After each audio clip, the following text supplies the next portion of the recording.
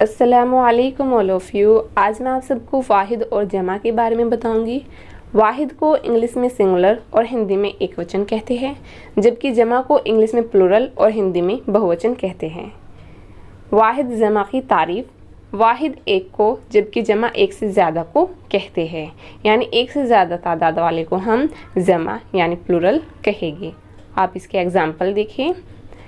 वाहिद है लड़का, और जब हम इसको जमा में बनाएंगे तो ये बनेगी लड़के। किताब वाहिद है, और जब हम इसका जमा बनाएंगे तो ये बनेगी किताबें।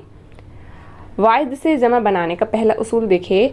अगर इस्म वाहिद के आखिर में गोल है अलिफ आए तो उसको बड़ी ये से बदल कर जमा बनाते हैं। एग्जाम्पल है बच्चा, तो जमा में बन गया बच्चे, गुब्बारा गुब्बारे, लड़का लड़के। वाहिद से जमा बनाने का दूसरा उसूल है, अगर इस्म वाहिद के आखिर में छोटी ये आए तो उसको या में बदल कर जमा बनाते हैं। जैसे एग्जाम्पल देखिए, गाड़ी तो गाड़ियाँ, लड़की लड़कियाँ।